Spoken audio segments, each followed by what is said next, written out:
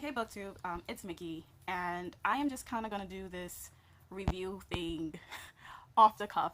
I have been trying to film videos for the past like 24 hours, but I haven't really been able to focus on the task because it just feels like the world, particularly with things going on in America right now, it just feels like the world is exploding around me. I'm just like, what the hell is happening? And so it's just been really hard to try and film videos because they just feel I don't know, I feel pointless a little bit, a little trivial in light of the things that are happening right now. But I realized, I thought about it, and I realized that I actually did recently finish a book that is kind of relevant to a lot of the events that are happening right now, with the brutal killings of two black men and then the shooting of police officers in Dallas. Yeah, there's just so much going on. And so I just decided I'd do a book review of the book Ghetto Side by Jill Leovy because I feel like she touches on a lot of things that are just very relevant to what has happened recently. But before I get into the review, I kind of feel like I want to put this out there. I don't want to be a bitch, and I don't want to come off as, you know, the angry black woman, whatever. But I have to say this because it's been on my mind and in my heart for the past couple of days. The silence from the BookTube community on these issues has been kind of deafening for me. There's a void, and I am really surprised at how few people I see talking about it. I mean, not just on BookTube, but on like Twitter and other places. Like, I'm just not seeing anything from anybody, and it's disheartening. I have to be honest, like, because I tried to make the excuse. I tried to say that, well, you know, our community is just about books, and we are a community that tends to try and look at the positive of lots of things. And so, you know, and maybe you guys just don't want to express that kind of anger. Maybe you don't feel like expressing those feelings. Maybe you don't know how to express those feelings. And so maybe that's why no one is saying anything. But I don't know, because I feel like, I mean, like several weeks ago, I saw this community get up in arms when someone posted a sexist comment on a video, and everybody like went to bat for it, and it was all over Twitter. It was all over, there were response videos and all this kind of stuff. So it just feels really strange to me. I guess I just don't know if that's a good enough excuse for why I'm just hearing nothing from anybody. I've seen people posting their, you know, I think about how throughout the year I've seen people posting these sort of like diversity videos and videos about wanting to know more about different cultures. I've seen people want to participate in things like Read So Lit, and this idea that they want to have a better understanding of like the black experience. And then something happens that really affects the black community and nobody has anything to say. Like, I don't know, like, I just want you guys to know that your silence has been noted, and I doubt that I am the only black person in this community who feels this way. So that's it. Rant over. All right, so I recently finished listening to Ghetto Side by Jill Leovy. I highly recommend the audiobook if you're into audiobooks because the narrator that narrates this book is fantastic, and I really, really enjoyed listening to it. However, because I did listen to it, I'm not really good at picking up on and recalling fine details from books that I listen to. So if I mix up things like names or place names, please forgive me. It's probably just that my memory kind of didn't lock onto those details the way it would if I had read it in physical form. But Ghetto Side tracks it's a nonfiction book, and it looks at the issue of black on black crime by exploring the investigation of the murder of Brian Tinelli, who is the son of a police officer in South Central Los Angeles. And when I first started this book and heard about it, I was really, really skeptical about it, to be quite honest. A book about black on black crime by a white author that was published right around the time when the Black Lives Matter movement was really getting momentum. And I was sitting there thinking, because if you follow the debate for Black Lives Matter and the issues of police brutality in America at all, you know that one of the biggest counter arguments, for lack of a better term, is what about black on black crime? People throw that out there all the time to try and discredit claims of police brutality or to try to distract from this issue. And so I was kind of worried about this book, but I really shouldn't have been, because Leovy does just a fantastic job of looking at the systematic causes of the high rates of black on black crimes in certain areas in America. And I just thought that she just did a really great job with it. And what was really interesting to me is that I feel like the theory that she puts forth for what is causing these high rates of black on black crime in these areas is pretty similar to the theory put forth for why there's such high rates of police brutality in America. And it's basically what Black Lives Matter has been saying from the beginning. When a black man dies in America, his death does not matter as much as the deaths of other people. It doesn't really matter who killed him, whether it was a white police officer or his black neighbor. His life just doesn't matter. The way that they investigate these crimes, the effort that they put into finding the killers, it's just, there's just not as much energy and time and resources placed into investigating these murders. They just don't seem to matter as much. And Leovi sort of tracks that by looking at the history of police interactions between blacks and the police throughout American history. And she talks about how, like, back in, the early 1800s, 1900s, so, the police, if a black man was to kill another black man in the South in the early 1900s, 1920s, 30s, the police would often respond with, well, that's one less they'll say, she said that it's one less black nigger, one less nigger on the streets. That's how the police officers would respond, and she basically, that hasn't really changed. The language has changed, but it's changed, and now it's not one less black nigger, it's one less black gangbanger or one less black thug. But it's still the same. The idea is that this person is less than, their death doesn't matter, their death isn't leaving a hole in anyone's community, their death is actually, there's something actually beneficial that comes from this person's death. And this is an attitude that police officers have had throughout, not all, and of course when I say that, some police officers have had throughout American history.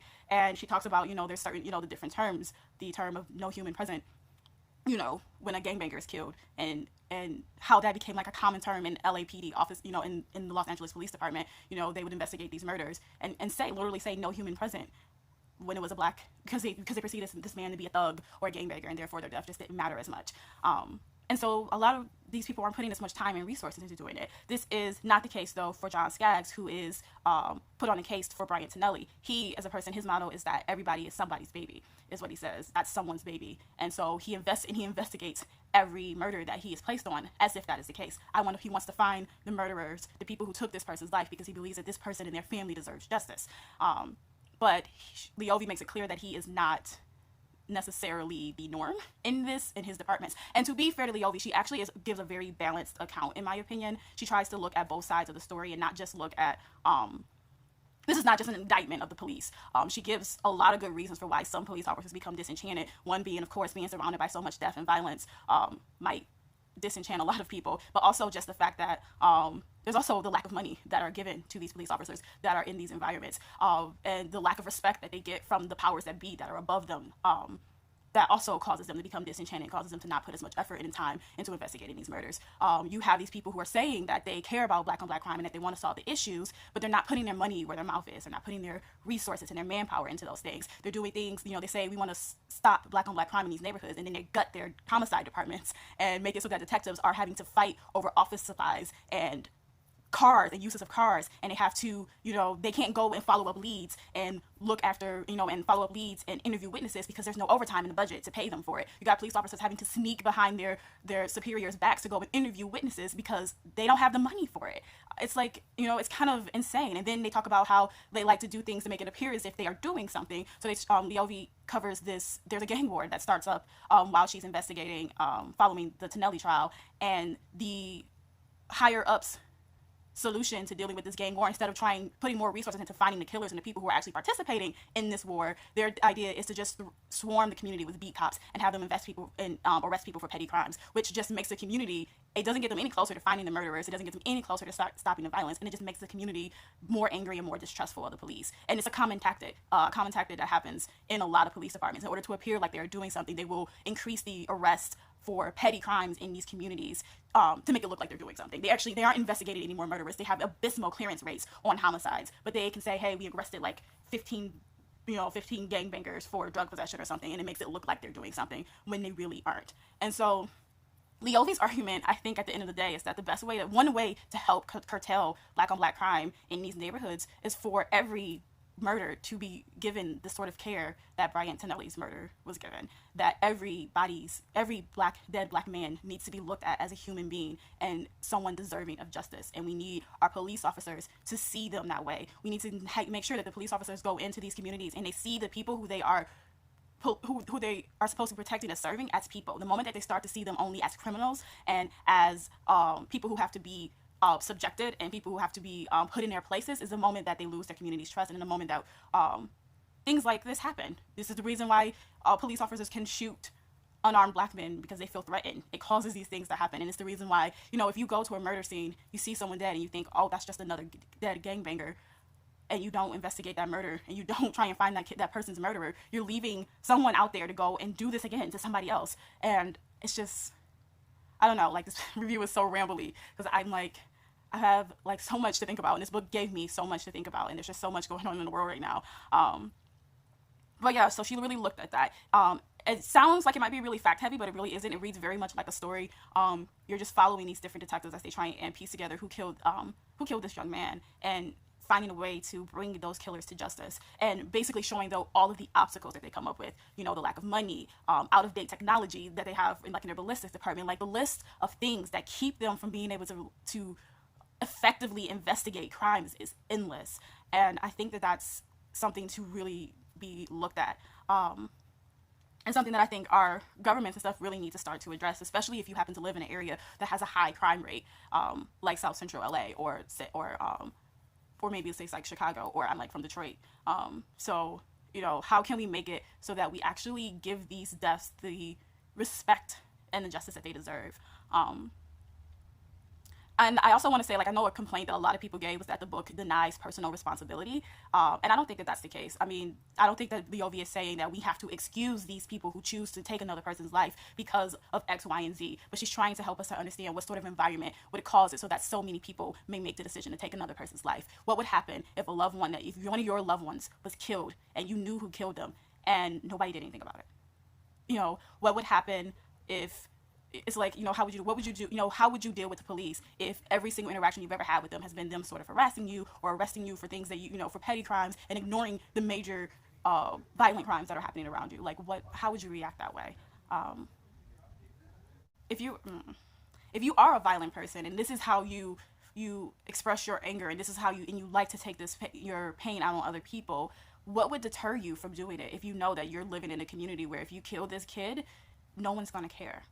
You know, the police aren't going to investigate. They're not going to look that hard into this case. You know, the people, like, just hearing the reaction of the community and of the people when they realized that Brian Tonelli wasn't just another black kid. He was a black kid who was a police officer's son. And the fact that that had to make a difference, you know, is really, I think, what Leovy's point is. It's like whenever a black kid is killed, the killer should be afraid, not just because the person they killed is related to a person of power. Anytime you kill someone, you should be afraid. And the fact that the police, the way in which our justice system is set up, it just isn't set up to make it so that that's the case in these communities. It just doesn't make a lot of sense. But yeah, so I highly recommend Ghetto-Side by Jill Leovy. I think it does a good job of just looking at this issue and just encouraging people to remember to just see everyone as human beings. I think the last thing I just think that this book made it out is that we just have to continue to recognize the humanity in each other, and we have to stand up for each other. We have to not let the mistakes of somebody's past be justification for them being murdered. I'm sitting here and I just watched a video of someone listing out all of the things that Alton Sterling had done in the past as proof that he was therefore a bad guy, therefore he deserved to be killed the way that he was. And the same thing happens when people are killed in our communities. A kid is killed in Chicago, and people automatically assume that it's a gang killing, and therefore that it doesn't matter. Like, it doesn't matter as much. And we can't have that sort of thinking. That thinking is the reason why black people are dying. We can't have this sort of thinking that all black people are criminals, that we are dangerous and threatening, and therefore it is okay for us to kill them, because that's what's coming out of this. And I don't know, y'all. I'm tired. But go read the book. And I will talk to you guys later. I don't even